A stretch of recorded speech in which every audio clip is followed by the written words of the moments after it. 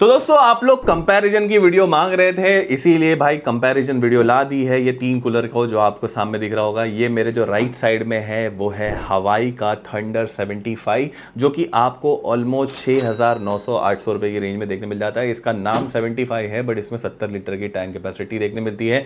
Centre में है बजाज का ग्लैंजा 42, जिसके अंदर आपको 42 लीटर की टैंक कैपेसिटी देखने मिल जाएगी, और ये भी 6,800 की रेंज में देखने मिल जाता है। और ये जो मेरे लेफ्ट साइड में आपको दिख रहा है, ये है सिम्फनी का सिलेंजो 55। नाम 55 है, बट इसके अंदर वाटर टैंक आपको 45 लीटर की देखने मिलती है, और ये 7,200 या 300 की रेंज में देखने मिल जाता है। थोड़ा सा प्राइस इसका ज्यादा रहता है। आज की वीडियो में तीनों पर्सनल एयर कूलर का करने वाला हूं एकदम डिटेल में कंपैरिजन, क्योंकि बहुत सारे लोग कंफ्यूजन था कि भाई ये तीनों के कूलर का एक कंपैरिजन लाओ, कि ताकि कौन सा लेना है कौन सा नहीं लेना है वो एक ही वीडियो में क्लियर हो जाए। तो दोस्तों मेरा नाम है आमिर, मैं हूं मिस्टर नोन। Let's begin. दोस्तों पहले स्टार्ट करते हैं डिजाइन से। तो डिजाइन में ये तीनों कूलर अपने अपने सेगमेंट में एकदम अलग डिजाइन है। जहां पर मैंने हवाई को एक कमर्शियल ग्रेड डिजाइन वाला एयर कूलर बताया था, जहां पर कुछ अलग सी डिजाइन है, जहां पर आपको पीछे एक साइड हनीकॉम पैड देखने मिलता है, तो 3 साइड हनीकॉम पैड नहीं है इसके अंदर।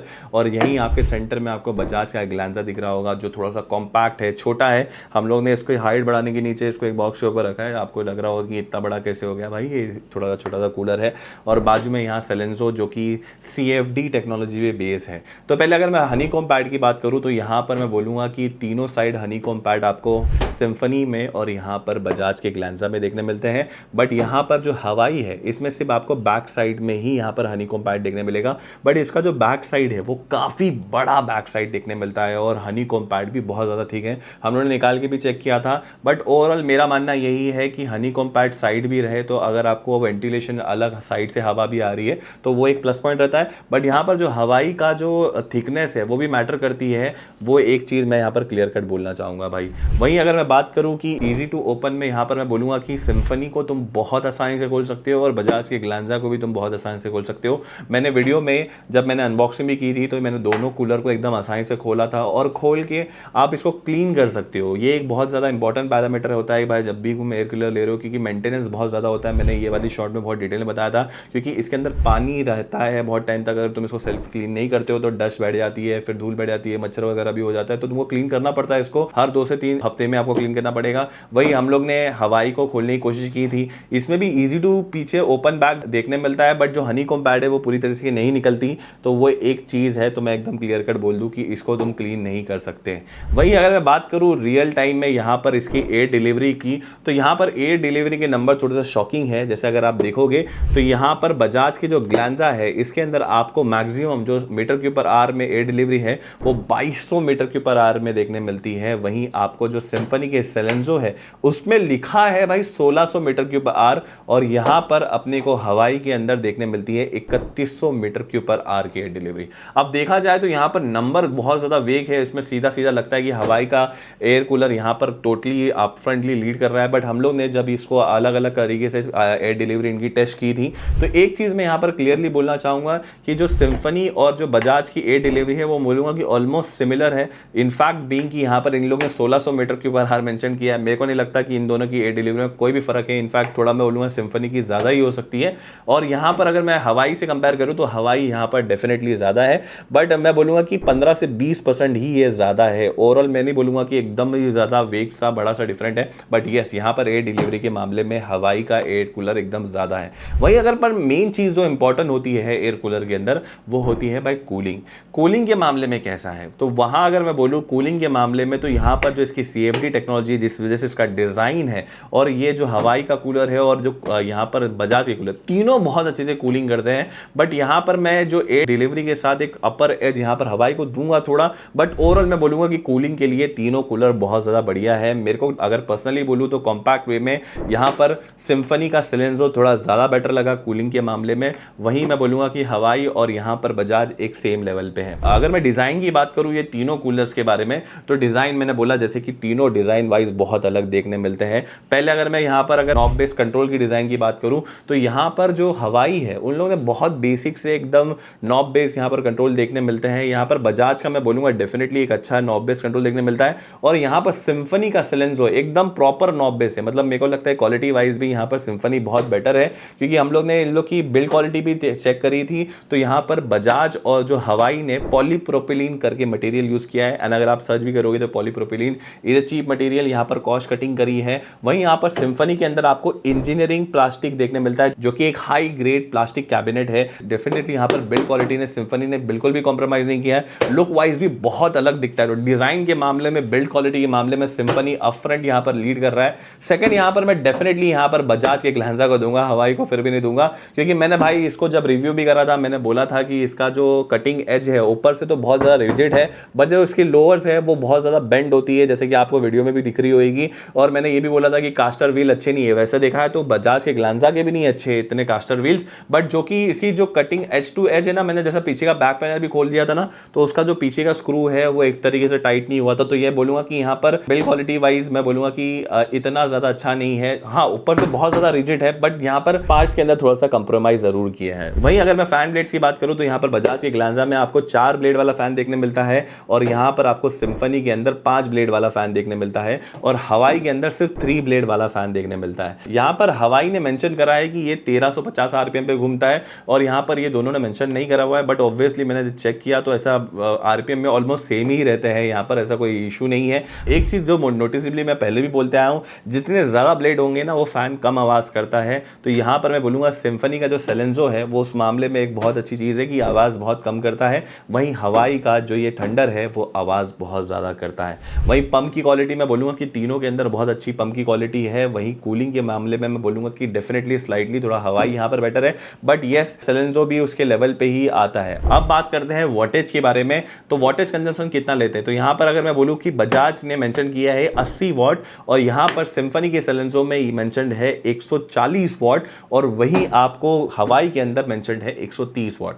एक चीज जो है कि बहुत सारे लोग बजाज में यहाँ पर 80 वॉट समझ के इसको ले रहे हैं। मैं बोलना चाहूँगा 80 वॉट तो डेफिनेटली नहीं है। एनी डे 100 वॉट का कंजम्पशन लेता ही है, क्योंकि 80 वॉट तो आई डोंट थिंक सो ये रहने वाला है, क्योंकि यहाँ पर एस्ट्रिक मार्क है। यहाँ पर एक टर्म्स एंड कंडीशन होती है कि मेरे ख्याल से लो स्पीड पे 80 वॉट है, उस हिसाब से 100 वॉट तो ये कंजम्पशन लेता ही है। फिर भी अगर मैं 100 वॉट भी कंसिडर करूँ तो यहाँ पर बजाज का ग्लैंजा डेफिनेटली पावर कंजम्पशन के मामले में बहुत बेहतर है। एक चीज यहाँ पर मैंने देखा कि सिम्फनी ज्यादा पावर लेता है। वहीं अगर वारंटी की भी बात करूँ यहाँ पर, तो यहाँ पर स्ट्रेट फॉरवर्ड वारंटी में भाई जो बजाज का गेम है वो क्वाइट डिफरेंट है।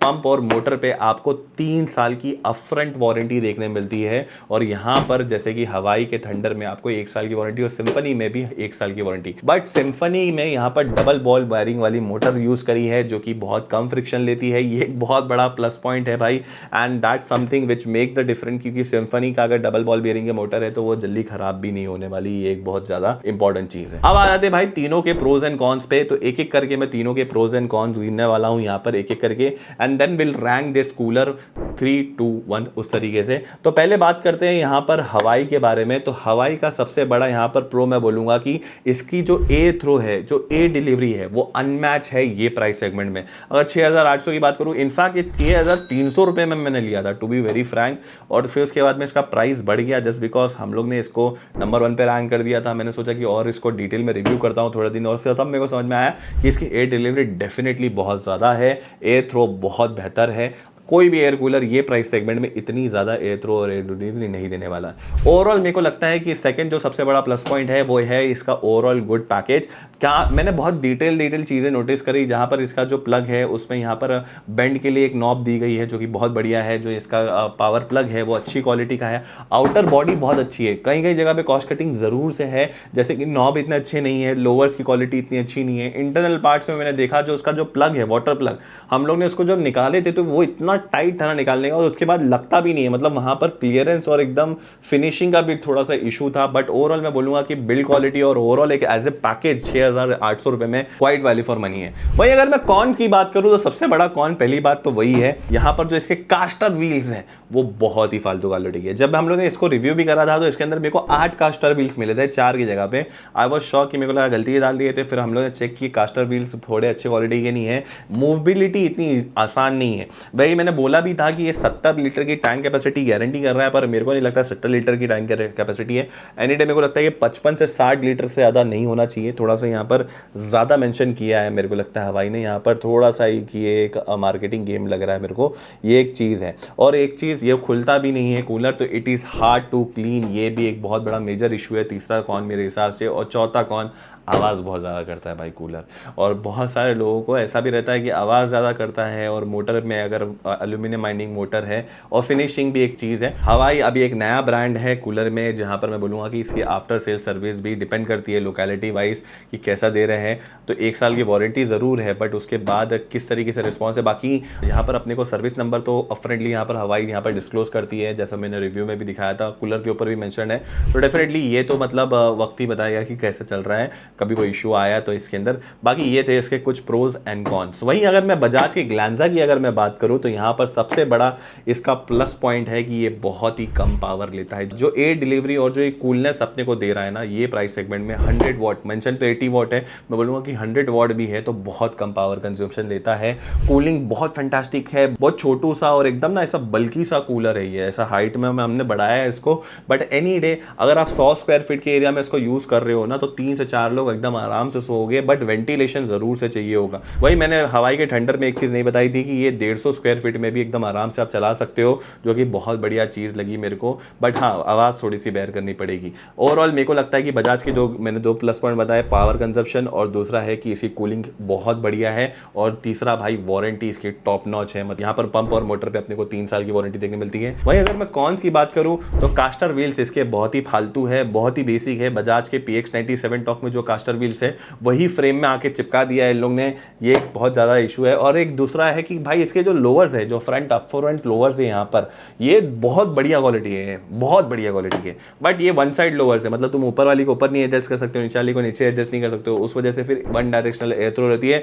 बट ये मैं बोलूँगा कि क्वालिटी वाइज तो अच्छे हैं, बट वन डायरेक्शनल है, तो ये रहेगा इसका सेकंड सबसे बड़ा कॉन। वहीं अगर मैं सिम्फनी के सिलेंजो की यहाँ पर बात करूँ तो सबसे पहली चीज़ जो इसकी डिज़ाइन है, जो कूलिंग है, जो CFD टेक्नोलॉजी इसमें यूज़ करी है इसके डिज़ाइन में भाई, दैट डेफिनेटली वर्क्स। मेरे को लगता है कि जो मतलब एक यहाँ पर हैंडल बेस यहाँ पर दिया है, ओवरऑल डिज़ाइन बहुत स्लीक है। IPR टेक्नोलॉजी मैं तो बोलूँगा कि गिमिक है, हम लोग ने खोल के भी दिखाया था, उसके अंदर कुछ नहीं है भाई, एक नॉर्मल सी शीट रहती है, बट ईजी टू क्लीन है। ओवरऑल एयर थ्रो बहुत अच्छी लगती है, साइलेंट है तो बहुत बढ़िया है। 5 ब्लेड फैन है, इस वजह से साइलेंट भी बहुत है, बिल्ड क्वालिटी टॉप नॉच है। ये एक चीज़ है ना जो बहुत ज़्यादा इंपॉर्टेंट रोल प्ले करती है, और बिल्ड क्वालिटी में जैसे बोला हाई ग्रेड प्लास्टिक यहाँ पर यूज़ किया है। वहीं अगर मैं कॉन की बात करूँ तो सबसे मेजर बड़ा कॉन, मेरे को इसके अंदर ऐसा बड़ा कोई कॉन नहीं लगा, बट यहाँ पर सिम्फनी 140 वॉट का पावर कंज्यूम करता है, ये एक बहुत बड़ा कॉन बोलूँगा मैं बजाज और यहीं अगर हवाई से अगर मैं कंपेयर करूँ। बट ओवरऑल इसकी व्हील की क्वालिटी बहुत बढ़िया है। बट अगर इन लोग इसमें लॉक वाला सिस्टम भी दे देते, वैसे लॉक तो तीनों में नहीं है, बट अगर इसकी व्हील क्वालिटी बहुत बढ़िया लगी मेरे को, बट ईजी टू मूव भी है। बट अगर इसमें इन लोग लॉक वाला सिस्टम दे देते तो मैं उसको बोलता कि और बढ़िया है। तो ओवरऑल मेरे को लगता है कि अगर मेरे को रैंक करना पड़े ना कि कौन सा कूलर लेना चाहिए रैंकिंग वाइज, तो नंबर 1 पे मैं स्ट्रेट फॉरवर्ड यहाँ पर सिम्फनी के सिलेंजो 55 को रैंक करने वाला हूँ। Even you are spending something more like 7300 के करीब में आप स्पेंड कर रहे हो, बट अगर 7300 रुपये भी स्पेंड कर रहे हो ना, तो तुमको मतलब क्वालिटी मिल रही है यार, लॉन्ग टर्म में ये बहुत चलने वाला है। इनफैक्ट मैं तो बोलूँगा कि 3 से 4 साल आपको कोई इशू नहीं आने वाला अगर आप प्रॉपरली मेंटेन कर रहे हो उसको। और बजाज का ग्लैंजा को मैं नंबर 2 पे रैंक करने वाला हूँ, क्योंकि मैं बजाज का ग्लैंजा को खुद दूसरे साल में अभी यूज़ कर रहा हूँ, and you can still see the quality. मैंने वैसे तो 1 ईयर आफ्टर रिव्यू भी बनाया था इसका, अभी तक एकदम परफेक्टली चल रहा है, कोई इशू नहीं आया, मोटर वगैरह पंप में कोई भी इशू नहीं है, अभी तक एकदम परफेक्टली चल रहा है। और तीसरा यहाँ पर मैं यहाँ पर रैंक करने वाला हूँ हवाई के थंडर 75 को, जस्ट बिकॉज अभी भाई इसको लेके मेरे को 2 हफ्ते ही हो गए हैं, और इसका भाई प्लग में इशू आ रहा है, इधर उधर हिला रहा हूँ तो भाई कास्टर व्हील गिर रहे हैं, तो ये एक बहुत बड़ा इशू मेरे को लगा। ओवरऑल कूलिंग वाइज बहुत बढ़िया है, अगर आपको ऐसा हाई एयर डिलीवरी वाला कूलर चाहिए तो इसके तरफ जाओ, ओवरऑल बेस्ट चाहिए तो इसके तरफ जाओ, कॉम्पैक्ट सा चाहिए जिसमें वारंटी आपकी प्रायोरिटी है तो आप बजाज की तरफ जाए। तो ये था मेरा एक डिटेल कंपैरिजन इन तीनों कूलर के बारे में। वैसे तीनों कूलर की प्रोडक्ट लिंक आपको डिस्क्रिप्शन में देखने मिल जाएगी, और प्रोडक्ट को मैंने टैग भी कर दिया है। अगर आप लोग को इसके अलावा और कोई भी सवाल है, आई डू थिंक सो मैंने इसके सारे सवालों को कवर करने की कोशिश करी है, और ये भाई वन कट में मैंने कंपैरिजन बनाया, जहाँ पर मैंने बहुत सारा इस पर रिव्यू करने के बाद मैं डायरेक्टली ये जो मेरे को फील हुआ वो मैं बोल रहा हूँ। शायद आपको मैं 2-3 चीज़ें रिपीट किया होगा, जस्ट बिकॉज कि मैं यहाँ पर चाहता था जितना जेन्युइन हो सके कंपैरिजन उतना जेन्युइन रहे। अगर वीडियो पसंद आई तो लाइक कर देना। जल्दी मिलेंगे नेक्स्ट वीडियो में, तब तक के लिए stay healthy, stay safe, bye.